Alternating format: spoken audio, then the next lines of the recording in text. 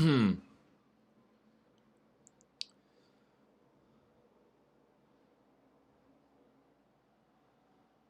right.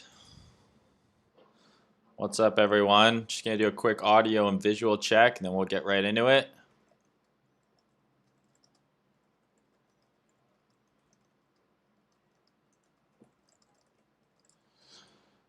Just send a little chat in the chat box there. So give me a quick message in the chat box. Let me know if you can see everything. Everything looks clear, and then we can get right into it. Just want to make sure everything's nice and easy to read, easy to see, and then we'll talk about kind of what happened this week in gold and silver, and kind of what I'm seeing in the coming week.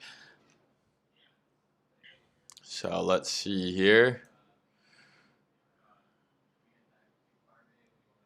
Let me know here, y'all, if it's looking and sounding good. We'll hop right into it. Stick on trading view for now. Maybe go over to silver, go over to the dollar. Just see what we can see here. All good. Okay, awesome. All right, everyone. Well, welcome back to the second live weekly stream, Metals with Mayne. That name I came up with myself. You should be very impressed. Before we start, again, I just want to say thanks to my sponsor, Prime XBT, for making this happen. So show them some love. Sign up with the link in the description to their platform. Give them a follow on Twitter. You can trade gold, silver, other commodities, obviously crypto as well, all with a crypto deposit. Great website, and you can also get 50% deposit bonus using my code in the description. So show them some love, do that, because they're helping me be able to do this for you guys every single week. And obviously, just a reminder, nothing that this metal bird avatar says is constituted as financial advice. You always got to do your own research in any kind of investing or trading. You guys already know that. So let's get right into it. So last week, obviously was getting off a little bit of the rust. Haven't been doing some live streams in a while. So very excited to see some of our analysis coming through, more so on gold than silver. So I'm going to do first some hindsight analysis about what we talked about last week, how it played out, how you could have actioned that information that I gave to you. And then we'll talk about some foresight analysis. So what is coming up next week? What am I looking for on gold and silver, potential trade setups? I've been getting a lot of comments about other markets, SPX, crypto. Obviously, I know a lot of you guys follow me from crypto. I'm going to be working on doing a Bitcoin and altcoin and just kind of more all-encompassing stream on another day. I'll try and do it weekly or every other week, something along those lines. But that will be a little different. It'll be a bit longer form. The purpose of this stream is specifically gold and silver, and to give you guys some technical analysis that you can then go on and hopefully action on and make some trades. So last week we talked about gold and silver, and the initial plan on each was a bounce. So we had seen this huge sell-off on both gold and silver, and I was expecting a bounce on each. And the thing that I got wrong was I was expecting more of a bounce on silver. I thought silver was going to come up to that 30 area that I had described, the EQ of that entire range. Didn't quite get that high. It ended up coming up right into this level. This is kind of our first trouble area. That's what I marked, this bearish order block, FTA, supply, whatever you want to call it. That's where it ended up rejecting. But gold followed plan. I expected a big bounce on gold. When we actually initially did the stream, gold was trading right around 1,900 bucks. And I talked about a couple of long options in here to long it. What's going on there? There we go. To long it up into here, but knowing that I'm looking for a correction to the downside. But I did talk about a potential couple of longs on the low time frame on gold when we were doing the stream last week down in here. A couple of options to basically get long on a pullback with a target of here. So I didn't end up taking those. I ended up taking the short because that was my plan. I was aiming for downside. So we had a huge move down, taking out a bunch of lows, and then I was looking to basically get short on a retracement. So that was kind of the plan outlined here. Large pullback across the board. I'm expecting a strong bounce, looking for a larger correction overall, but watching for a gold move back towards 2K and silver to 30. So like I mentioned, silver did not come as high as I thought, but gold did give us that nice move back to just above 2K and then rejected right from the area that we had mentioned in stream. So I'm really happy with how this analysis played out. And so what can you do with this, right? So one of the issues a lot of people have with trading price action or trading how I trade using order blocks or supply and demand zones is how do I action this information? It's all fine and dandy to say, okay, Mayne thinks it's going to drop from here. How do I actually get in? How do I actually make money on this, right? So there's a few different ways that you can use this analysis that I'm going to be doing in these streams and use my charts in general to look for trade setups on your own. I'm not here to press the red or the green button for you. That's on you. You've got to make your own trading decisions. But what I do share is areas of interest, areas where I think there might be sensitivity in terms of price action. And what I mean by that is when I share a level or an order block, that's an area where I expect there to be a reaction. I expect price to be sensitive to that either direct price level or order block is generally more of an area. And I expect some sort of reaction. So there's a couple ways that you can action this. Now, the first way to do it, let's say you just want to trade bread and butter, exactly what I said here. I mean, it does not get much cleaner than this. We had a break in market structure to the downside, right? So now what I'm doing, standard Mayne 101, the way that I trade is if I'm looking for a short after a break in market structure to the downside, I'll pull a fib from the high to the low, and I'm looking for price to retrace into what I learned from ICT, but a lot of people call it a lot of different things. It's just a standard retracement in trading, somewhere between the 61.8 and 78.6 retracement area. So whenever there's a swing, I'm looking for a pullback into that pocket.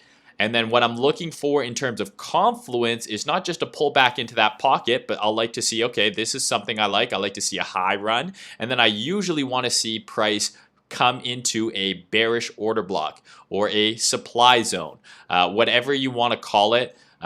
This is a bearish order block. You can call it a supply zone. You can call it the consolidation that led to the breakdown, and now it's returning to the origin of the move. This is your point of origin. Here's your return to origin.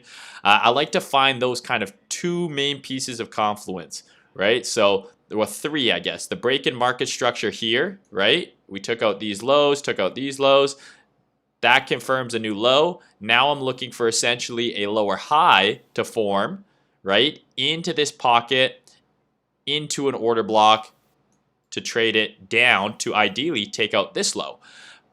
So how can you actually enter this, right? So if you just want to enter this on the H4, what you would do is you would set an order at the order block. You would usually put your stop either here above the order block or here above the high. This is going to be higher risk. So you'll get a better RR on this trade, but you might get spiked out, right? Could spike here and then drop. This is going to be a looser stop, less likely to get stopped out, but lower RR. Your choice. Depends what you're trying to do. If we're trying to nail a major swing, maybe you want the looser stop. But generally, my stop will go one of these two places. Now, another common question I get is, where do I enter? So a couple different ways. Me personally, I'll oftentimes front run the order block a little bit because sometimes what I'll find is price will come right near the order block and then it will move. Sometimes it comes deep into it and then it moves. So there's a few different ways you can do it. You can put it right at the order block. You can put it in the OTE pocket. You could maybe layer it, one order here, one order here, one order here, average in. You could average it in within the order block, right? You could put it wherever the hell you want. Really, you could mark it in. But that generally, you want to be entering your position in this area, right? So if you're just like setting it, forget it. Generally, if I'm going to be like, I want to get in this trade, but I'm not going to be at the computer watching it, I'll usually set the order right at the order block, stop right above here, boom, we're in. Now, where do you aim for targets? Always look left, right? So generally on my main target, if this is going to be a start of a down leg, right? I want this to be a high, a low, a lower high, and I want to see a lower low form, right? So my ultimate target is here. But there's some intermediary targets, and these are areas that you want to pay attention to, because even if the trade is wrong, well, not necessarily wrong, but let's say we're not done going up, right? Let's say we bounce from here. You can still get a nice trade from here to here. So you look left, right? What do we have here? We have a swing low, right? So that would be a first target. This is also a consolidation that led to this move up. So this could be an area, and you can already see where we might find support because we're consolidating there. Ideally, we're going to do this, right? But this could be an area where we might find support. So you have a couple options. You could close your entire trade here. You could trail your stop up to here or to your entry, right? Stop at break even. Or you could take a portion off here, stop to break even. There's a bunch of different ways, and I have previous YouTube videos where I go over this, doing trade management. But there's a lot of options here in terms of what you could have done in terms of getting into this trade here, right? Stop at the order block high, just to your first target here, right? Is almost a 4R. That's about as bread and butter of a setup, and that was highlighted in stream and then in Twitter as well, right? So I gave you all the levels here, right? So now I'm explaining exactly how you can enter here. So I'll do the same thing next week, right? I'm going to talk about what I think is going to happen next week, and then early next week on Twitter, I'll actually update the charts. I'll post them on Twitter for you guys, and you can actually then go, do what you will with them. And ideally, you want to be looking for something like this, right? Then there would be your target too. So very nice setup there. Another way that you can do this, right, is you can actually zoom in. So let's say you're a low time frame trader, you're a scalper. Well, if I'm telling you that this is my area where I'm looking for a short, once we ping this level, right, look at how fast we reject.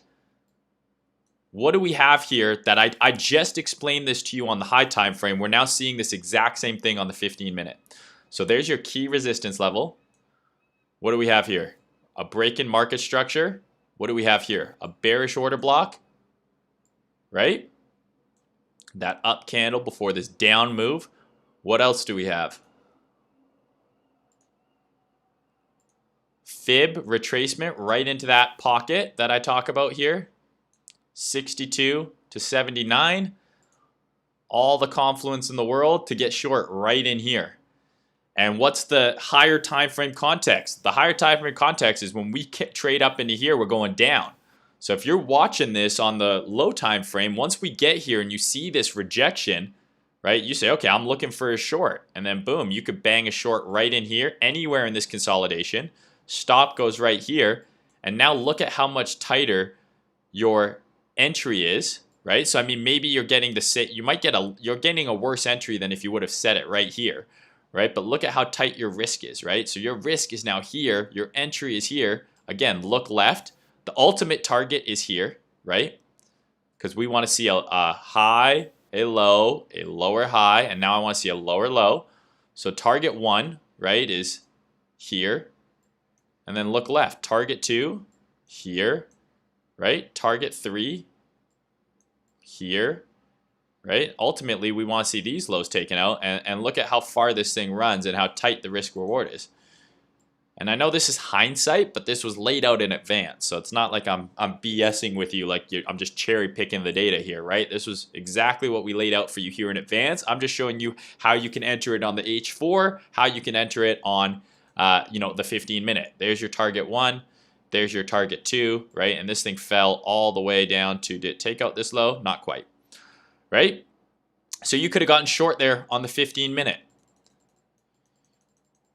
So a couple different ways to enter it. If you're a swing trader, that H4 entry was primo. If you're a scalper, there's how you would have entered it on the 15-minute. And the thing is let's say you missed this, but you see this reaction.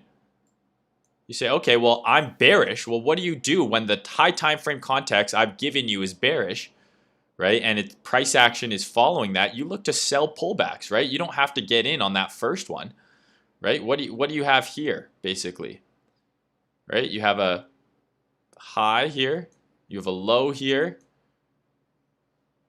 Right? You have a pullback right into here. This is kind of like an SFP you could even enter on, but you have a pullback into, right,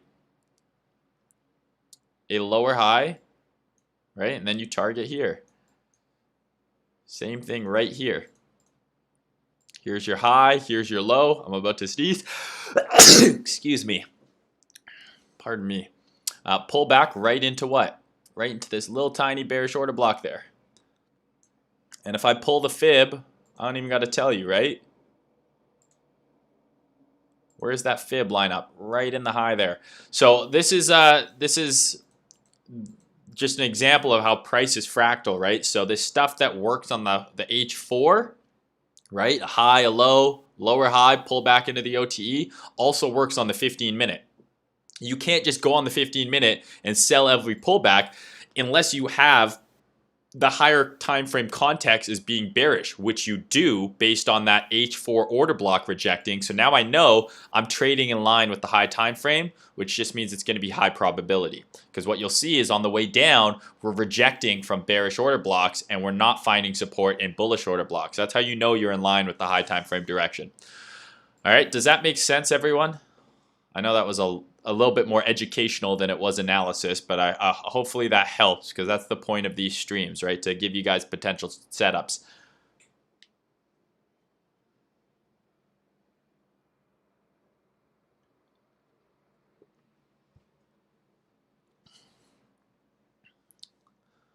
Someone just give me the thumbs up and I'll continue my yammering.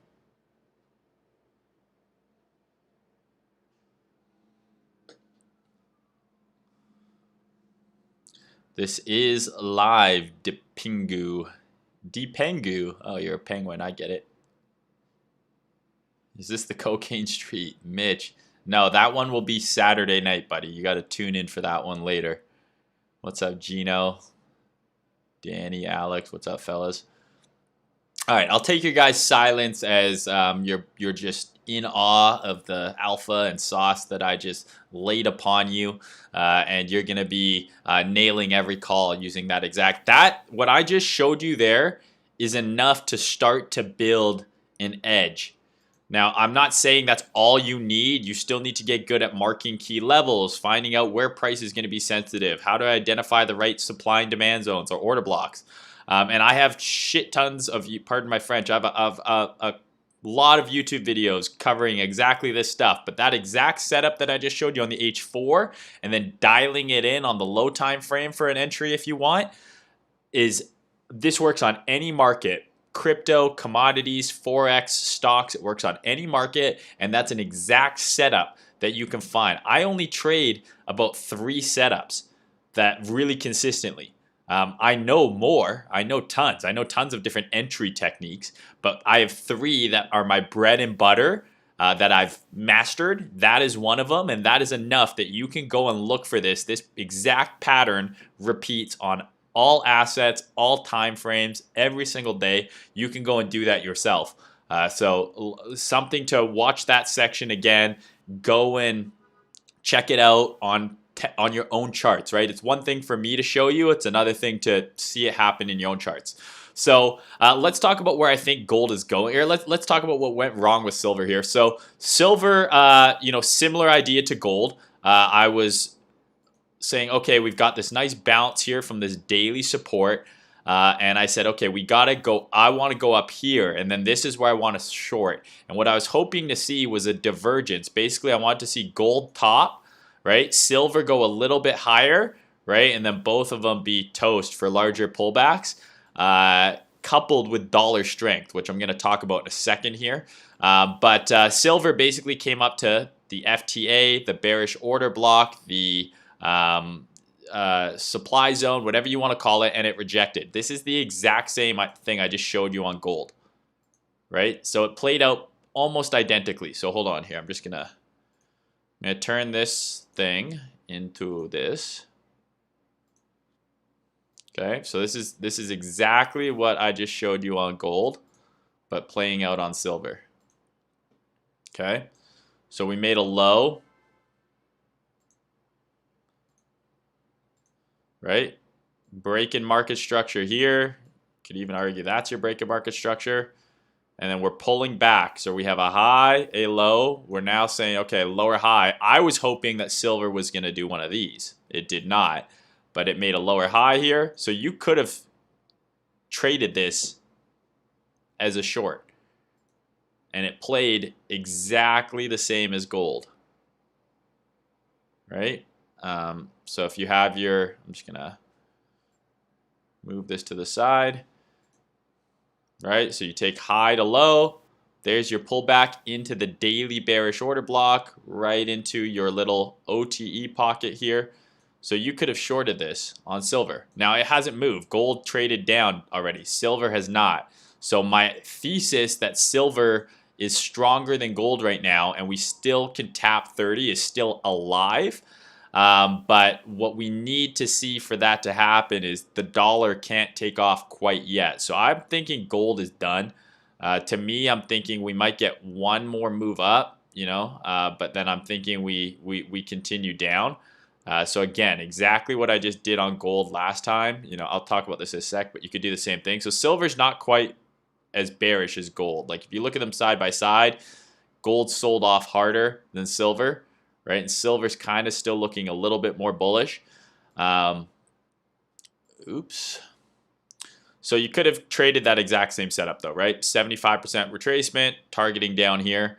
But for now, I think silver still has a chance. Really what's going to determine what happens to both gold and silver here is the dollar, right? So if you look at both of these pairs, what do they have in common? Right? So this gold silver is XAU divided by XAG, right? So if XAU is stronger than XAG, what do you think is happening here? Right? And if XAG is stronger than XAU, what do you think is happening here? Right? It's a fraction. Go back to whatever grade in math you learned fractions, and remember what happens when the numerator of the fraction is strong. So if the numerator is going up, right, and the denominator is either constant or going down, what happens to the fraction? It grows. What was happening here? Gold was stronger than silver. And on the reverse side, when the denominator is going up and the numerator is either constant or going down, right, the fraction is getting smaller. Silver outperforming gold here, right? And I called this back in April on Twitter.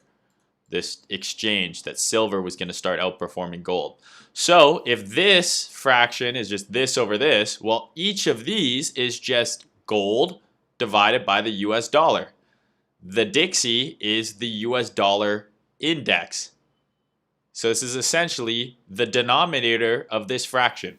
So why is that important? It's important for the exact reason that I just explained why looking at the gold and silver ratio might be important. It's important for the exact same reason that Bitcoin dominance. So all you crypto people, what is Bitcoin dominance?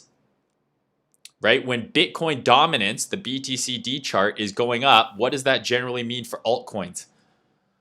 Right? It means altcoins are usually going down. Why? Because Bitcoin is the denominator in the altcoin Bitcoin fraction. So FBTC, if Bitcoin dominance is going up, FBTC probably going down, right? Because that means Bitcoin is strong. It's the denominator of the fraction.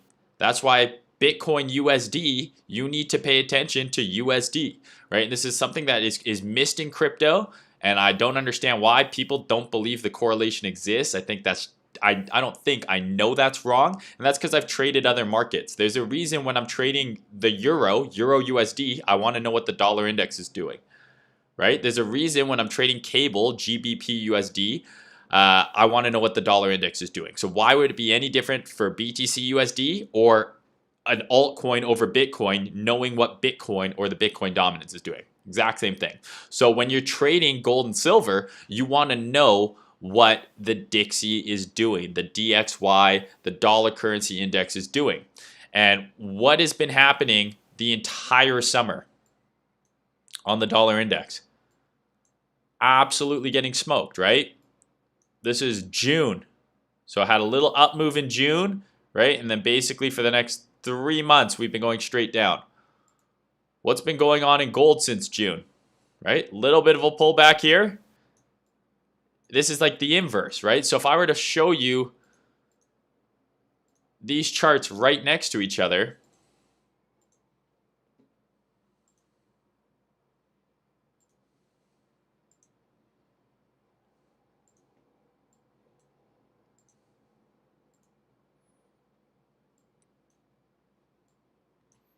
Do you not see the correlation here? So I guess we can go to the daily here. All right, so where's June? I'm going to put a line on June 1st here. I'm going to put a line on June 1st here.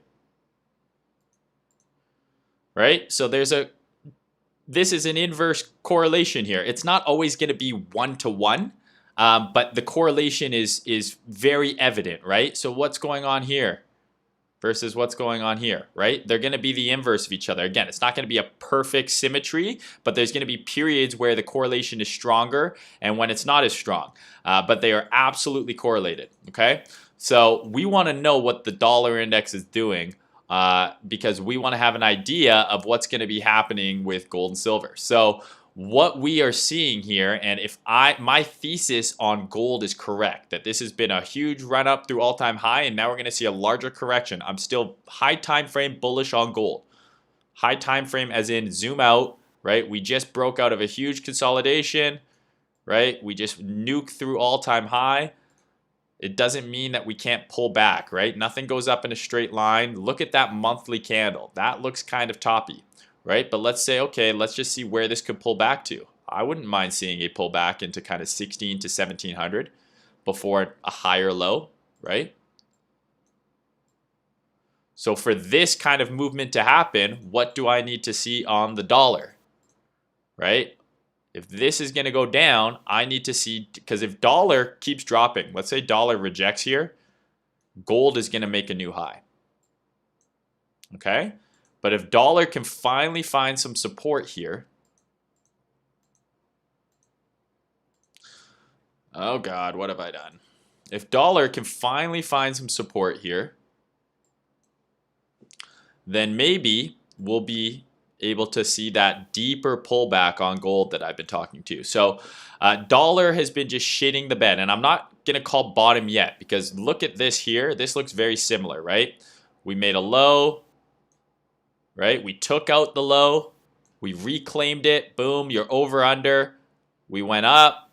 Oh, is the dollar finding support? No. So this exact same thing could happen here.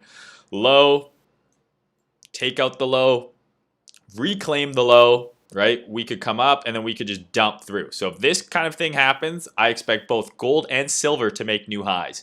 But if the dollar finds some support here,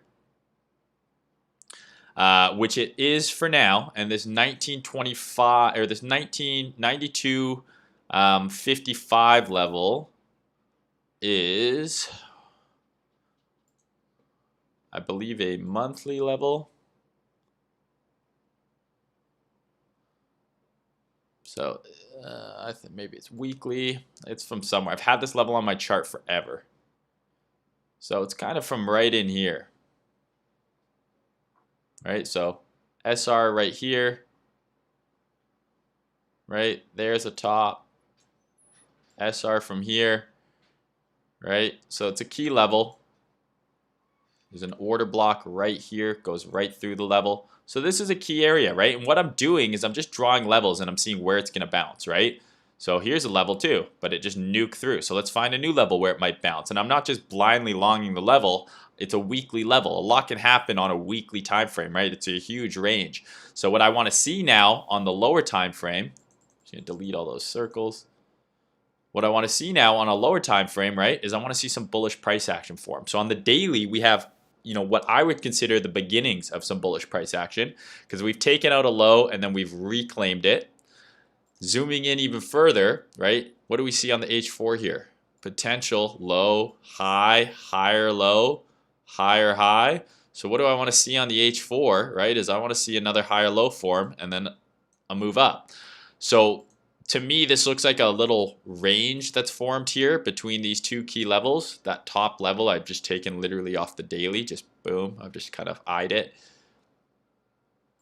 This is a range. You know what else this looks like? This kind of looks like a Wyckoff accumulation pattern, right? There's your, you know, kind of ST, AT, whatever the fuck it is, and then your spring, right? There's your spring, reclaim the range bottom. There's your test, right? Now I want to see continuation. So for me, this is going to be a key week coming up in the markets, because if gold is able, if the dollar, excuse me, is able to get above this high, I'm not saying that the dollar is going back to 100, but this is extremely oversold in my opinion. So if we can see the dollar get above this kind of 93.80 level, just for round numbers sake, I'm expecting some major relief. It could go like this and then make a new low, but if dollar does this, that's going to lead to a big correction in gold and silver and continuation in the downside direction. So that's why looking at this is important, and this is something that we will analyze in confluence with gold and silver. Okay, so looking like the DXY might be catching support. If that's the case, we're going to be favoring shorts and continuation to the downside on gold and silver for next week. So what does that look like, right? What that would look like for me, if you didn't enter here, if you're not holding any of this trade, right, is we have this key 1979 level here, right? We could be seeing a pullback right up into this area here. I wouldn't hate looking for a potential short somewhere around here. Okay. If we come up here early in the week and then the dollar is showing strength, I'll be looking to short this with a stop either here or a stop here, targeting this low. Okay. If the dollar rolls over next week and just like, let's say it comes up or it rejects from here, right? Or if it comes up here and rejects, I would not be surprised if this gets bullish. If this can reclaim, if this can reclaim this, what happened to the object tree? Someone knows how to more efficiently just delete my pencil drawings only, hit me up in the chat and let me know. So if the dollar goes bearish next week, support fails, right? Gold reclaiming this 1979 level, 1980 essentially, right? So if we come up here and dollar is bearish, right? So if dollar is bullish and we come up here, I'm shorting. If we come up here and dollar is bearish, right? Once we reclaim this level, I would switch to looking for longs targeting here. So whether you long a reclaim of this level, right, or a reclaim of this level, I'm looking to long up to here and beyond, okay? But for now, I'm leaning towards relief on the dollar, okay? Which means I'm looking to probably short this for further downside. Ideally, I would like to see silver make one more move up.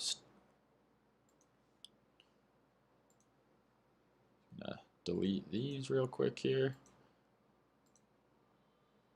So I would like to see silver still push into that 30 level. It does not have to happen, okay? But I would like to see it push into the 30 level, and then I would like to look for a short up there. I'm not really interested in shorting silver where it is. If it comes back up into this area, and again, if the dollar is bullish, we come back up into this area, I might look to short. If the dollar is bearish, I'm looking to probably not trade silver because my target is not too far away, but you could look for some sort of low time frame long, right, to long up into here still being the ultimate target. I'm looking for a top to form up here. If this is not the top, it's pretty close to there, so that could be it, but I'm looking for a top to form up here. So you don't always need to force the trade, right? If there's not like gold, this trade that I just showed you, this is a clear setup to me. If there's not a clear setup, I'm not going to take it. The reason I don't like it as much, right, is so gold rejected this area. Now I have a new area that I can short, right? The reason I don't like the silver one as much, shorting here, is because we've already tested it. On these order blocks, these supply zones, the first test, right, that's the best one. So if this first test did not take us further down and I don't now have a new area to short like here, right? The second test, it might reject, right? We could do this, but it's less likely that we reject, right? Because if you have resistance, more taps at resistance, the weaker it gets, right? So you want the first test. The first test, the first touch is always the higher probability move. So hopefully that makes sense to you guys. I've given you kind of a setup going into next week on gold that looks very clear to me, very similar to this next setup. This is going to be hinging on dollar index DXY. Add this to your watch list, finding some support here. Okay, this is looking like a clear range, potential accumulation. This thing is extremely oversold. I would make a bet if I throw the RSI on here, not something that I use, but let's say I throw the RSI on here. Would you look at that? We're definitely oversold, and we also actually have a bullish divergence forming on the RSI. Again, RSI is not something I personally use in my trading, but we have lower lows here in price action, and we have higher lows forming here on the RSI. We're at the bottom of the range on the RSI. We're into key support, so that's another added piece of confluence that this might get a little bit of a bounce. So this is looking like potential accumulation. Confirmation is above 93.80. That would be look for shorts on gold, look for shorts on silver, look for shorts on Bitcoin as well, folks. So that's all I got for you guys. Trying to keep these videos right around 30 minutes. So hopefully that makes sense. Hopefully that entry technique that I explained to you makes sense. That's a very easy one that you can go and look at in hindsight on your charts and just trying to start catching it in advance. Make sure you add the dollar index to your watch list because it is very relevant when we're trading gold and silver, and hopefully my explanation of that correlation and why it's important makes sense to you guys. And like I said, I will update Twitter with some charts early next week. So if what I'm talking about plays out, boom, let's hope you're making some money with me. If it doesn't, we'll look for new trades and I'll keep you guys updated. So I'll do my best to update gold and silver through the week. And that's the purpose of this stream, right? So I'll be back with this exact same format next Friday. I will try and mix in the next several days here a Bitcoin and other asset stream, but purely focused on gold and silver for these ones on Friday, 2 p.m. every week. So yeah, if you got any questions, hit me up in DMs, leave comments, likes, retweets are appreciated. And I will talk to you guys on Twitter, and I'll talk to you guys via stream next Friday. Thanks for tuning in, everyone. And thanks again to Prime XBT for